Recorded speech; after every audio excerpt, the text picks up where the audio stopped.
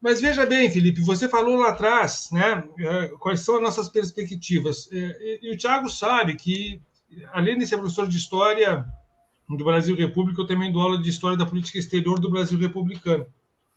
E eu gosto muito de uma interpretação teórica do professor Amado Luiz Servo, lá da UNB, que ele tem uma compreensão teórica das relações internacionais com uma formulação teórica que ele chama dos conceitos paradigmáticos, uma visão paradigmática da interpretação das relações internacionais. E ali ele interpreta a história brasileira a partir de 4 grandes paradigmas das relações internacionais. Deu uma caída, eu acho, aí no Felipe, né, Thiago? Mas a gente mantém aqui. Eu Tá, seguro. Ele tá. voltou aí. E aí, essa visão paradigmática que diz o Amado Servo, ele estabelece 4 perguntas para qualquer época histórica para a gente ver qual é a nossa perspectiva da tomada de decisão. A primeira pergunta é qual é a ideia de nação, né, que os dirigentes têm em relação ao projeto nacional? O que eles pensam do próprio país? Né? Depois, qual é a cosmovisão que esses dirigentes têm em relação ao contexto internacional? Como é que eles leem o mundo para fazer a tomada de posição? Depois, qual é a delimitação de interesses nacionais nesse cenário, para depois, por fim, chegar como é que se dá a formulação política em relações internacionais.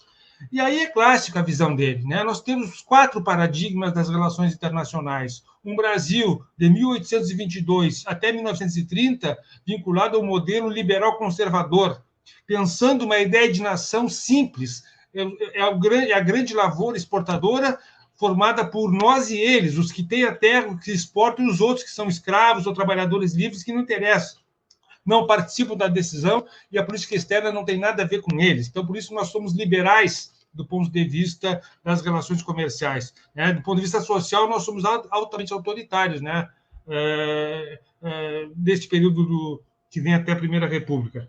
A cosmovisão dessa gente, né, dessa época do Brasil, é uma visão do mundo de qual a vinculação com o centro hegemônico é fundamental, seja ele a City Londrina, Londres, na época da Grã-Bretanha, no século XIX, seja os Estados Unidos, como emergiu naquele momento. Eles não percebem que o cenário da crise de 29, ou mesmo que a situação do pós-guerra, abria janelas de oportunidade. Esses caras não queriam oportunidade no Brasil, eles querem um Brasil agrário exportador, defendendo o Brasil sem impostos, uma economia, né, uma moeda barata para exportação e sem impostos. Essa concepção não mudou. Né? E os interesses, então, são interesses dessa classe tradicional. Agora, o Brasil que emerge a partir de 30, ele reflete a perspectiva de uma sociedade que se complexifica.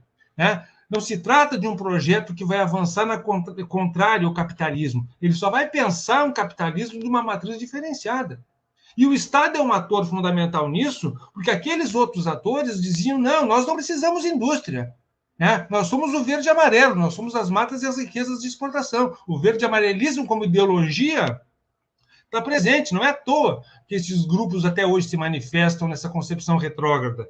Então, nós temos uma perspectiva de nação, Felipe, que ela está enraizada numa mentalidade do século XIX. Né? Marilena Chauí trabalha isso muito bem num texto, né?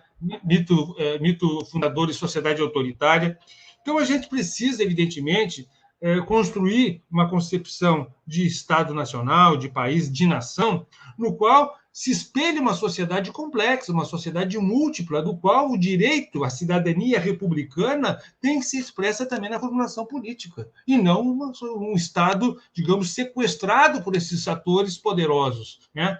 Se a gente imaginar que a política exterior do Brasil ela é gerenciada do ponto de vista, né, da nossa Constituição por uma comissão que é no Senado das Relações Internacionais, e a gente olha o nosso Senado, e a gente olha o nosso parlamento, vê que ele não representa, ele não espelha a sociedade. Né? Há uma representação espúria. Né? Então, os interesses do setor agrário lá do século XIX, hoje estão aonde? Estão ali nessa bancada do agronegócio. Essa gente tem ali quantos deputados e senadores? Eles representam nem 1% da população e tem quantos senadores? Como é que, então, uma sociedade vai sustentar um governo de esquerda, como é agora, ou centro-esquerda, se ela não tem enraizada na sociedade uma compreensão de que o interesse nacional é plural. Aquilo que a teoria das relações internacionais do Roselle, enfim, daqueles franceses, dizia, para um Estado ter legitimidade em termos de ação